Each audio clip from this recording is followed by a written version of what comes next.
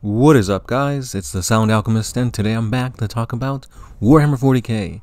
So, I was gone for a little bit, but I'm back now, and since then, we have had not one, but two articles on the Leagues of Votann.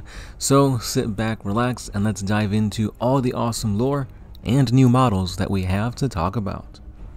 So first and foremost, I'm going to start with the biggest news, and that is this awesome new Exo Armor Warrior known as the Einherjar Hearthguard. These guys are essentially Terminator armor for the kin. They look pretty beefy in my opinion. You could give them hammers. There's like a shoulder mounted weapon and then like a pistol weapon. They've also got some type of power sword. So let's go ahead and read on to see what exactly these things can do and what are they meant for. Selected from the most accomplished fighters in a kinhold, the Einherjar Hearthguard have many roles, from bodyguards to deadly first strike troops.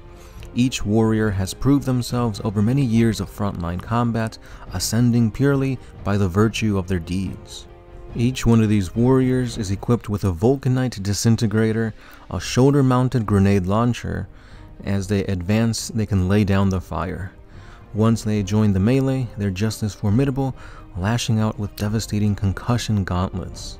Using ancient technology to increase the mass of a warrior's fists as they swing, they can already uppercut an earth-shattering blow that can lift a hulking orc right off their feet. But there are those who prefer deftness of a sword over the raw power of a gauntlet.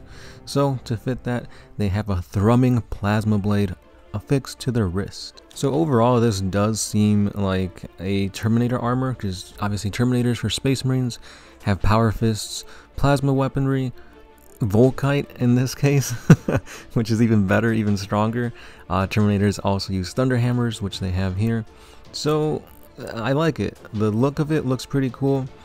Very bulky, very sci-fi, and not as much grim dark I'm noticing with the Leagues of Votann. But that doesn't really stop me from liking them. Like, the lore is really good. Because for the most part, these guys aren't necessarily warriors. They are taken from like kinholds and used to protect them.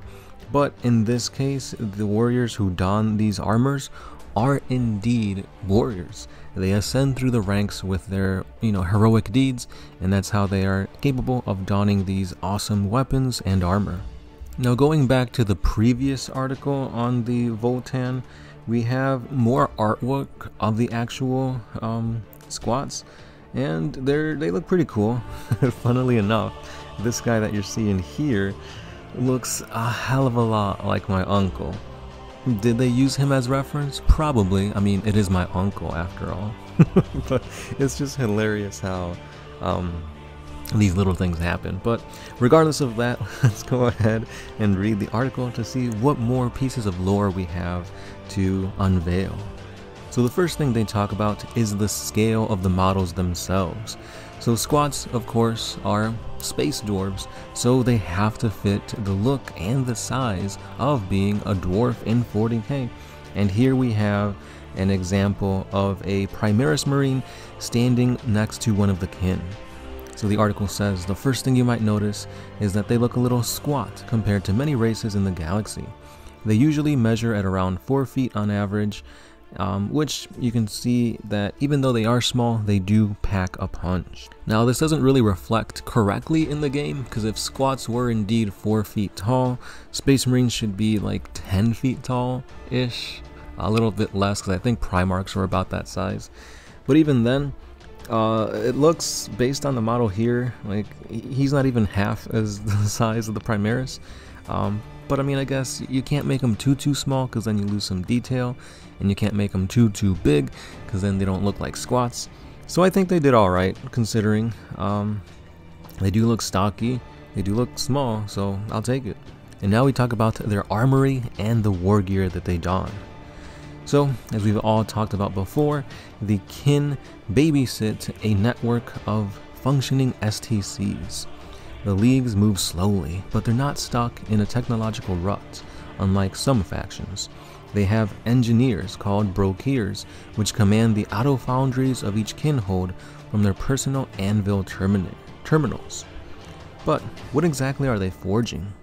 We know that the Leagues have technology far outclassing much of the Imperium, and Void Armor is a prime example of this.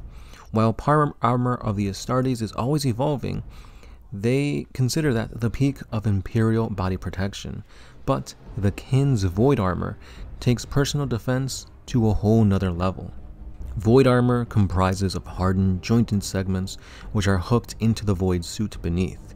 It is fashioned from magna ferrite, weaved and often reinforced with adamantine and enhanced microfield generators, providing the ultimate protection for these warriors.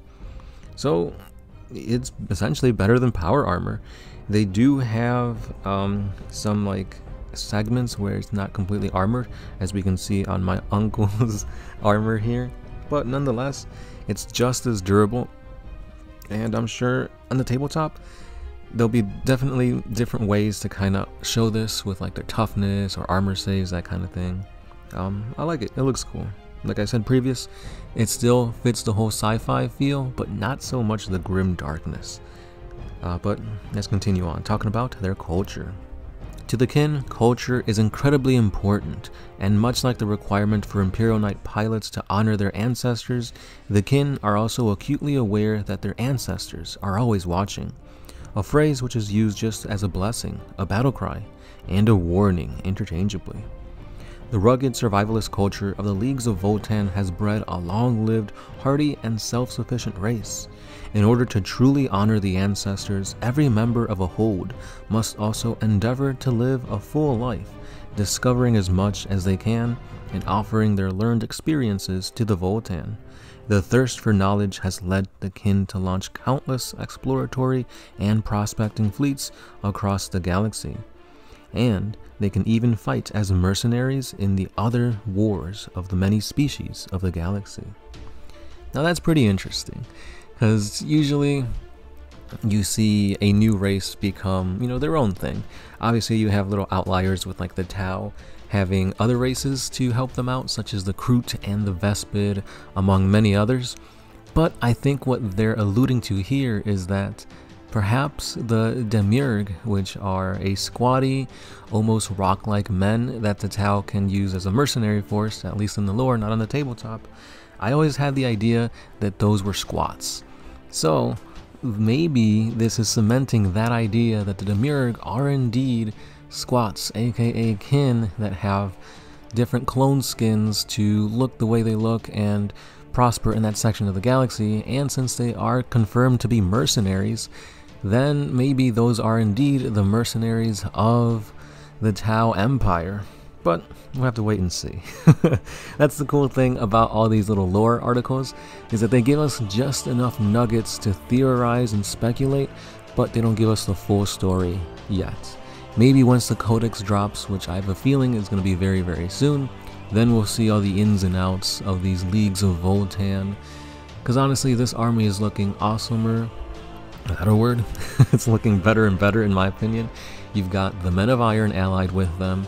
You've got different types of clone skins that you can basically mix and match to make the squats your own, which I have a feeling that's probably how they're going to do like their whole chapters or seps or whatever they call themselves. I think they're called lore holds or something like that.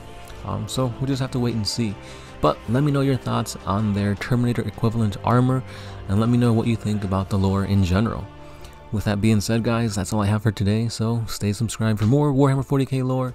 Hit that like button if you enjoyed it. Comment down below, because I really do want to hear your thoughts on these squats. Thanks for watching. This has been the Sound Alchemist, part of One Mind Syndicate, and I'll catch you in the next one. Peace.